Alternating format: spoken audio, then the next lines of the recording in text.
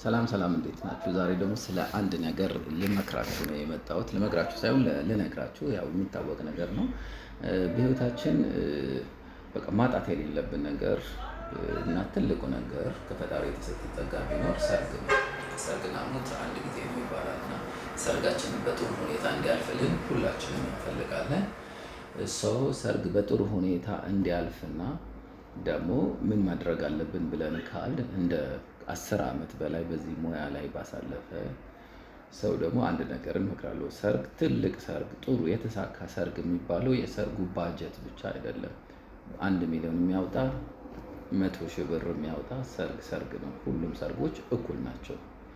ሰው የምናበላልጠው እና ፕላን የተሳካ ሰርግ ነበረ ብለን የምንለው ምንድነው? ቅድሚያ በምናወጣው ፕላን በምናደርገው ነገሮች። መጀመሪያ እንደ ሙያተኛ እኔ ልመክራቸው የምችለው መጀመሪያ ፊገር አውት ማድረግ መቻል አለባችሁ። በቁጥር ያንን ብር ማወቅ መቻል አለባችሁ። ሰርጌ ይሄን ያህል ብር ነው የሚያወጣው ብላችሁ መተመንና ማወቅ መቻል አለባችሁ። ከ6 ወር ከ4 ወር ከምናምናት ወራቶች ከዓመት በፊትም ቢሆን ያ ብር አይደንቲፋይ አድርጋችሁ ማወቅ ማለት አለባችሁ። 1 ሚሊዮን ከሆነ ያ 1 ሚሊዮን ደግሞ ኪሳችሁ ላይ መኖር መቻል አለበት። አጎቴ ይሰጠኛል፣ እናቴ ትሰጠኛለች፣ ሰንበዲ ይሰጠኛል ብላችሁ ሳይሆን ሁለታችሁ ተጋቢዎች ሙሽሮች ላይ መኖር መቻል አለበት። ያ የተባለው ብር ማለት ነው። ወይ 1 ሚሊዮን ወይ 100 ሺህ ወይ 1 ሺህ ብር ነው። ያቺ ብር ካወጣችሁ በኋላ ከያዛችሁ በኋላ ነው ወደ ሌላ እንቅስቃሴ መሄድ መቻል ያለባችሁ እንጂ ከገሌ ጋር ተበድሬ ከባንክ ከእንትን አምጥቼ ምናምን የሚባለው ባደግሱ ነው የምንመክራችሁ ማለት ነው።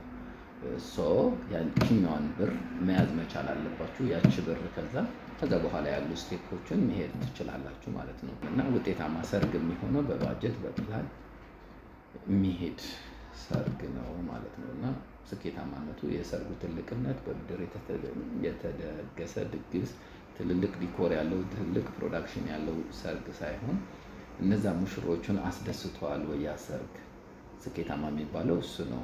ባሰቡት ፕላን ሄዶላቸዋል ወይ? አቅማቸው ኪሳቸውን ሳይጎዳ ሄደዋል ወይ? እንበልና የ1 ሚሊዮን የታሰበ ሰርግ ላይ 2 ሚሊዮን 3 ሚሊዮን ከሆነ ኤክስትራ ዕዳም ይዞባቸው የመጣ እንጂ ባሰቡት ፕላን ሄዶላቸዋል ማለት አይደለም። ሰው የተሳካ ሰርግ አይደለም ማለት ነው። የተሳካ ሰርግ እንዲሆን ፕላን የተደረጉ ነገሮችን መሄድ አለባቸው። የቁጥር ጨዋታዎች መጫወት መቻል አለብን። 100 ሺህ 1 ሚሊዮን 100 ብር የሚሉ ቁጥሮችን መግለጽ መቻል አለብን ማለት ነው። ከዛ በኋላ ያሉ ስቴፖችን ነው የምናደርገው። አመሰግናለሁ።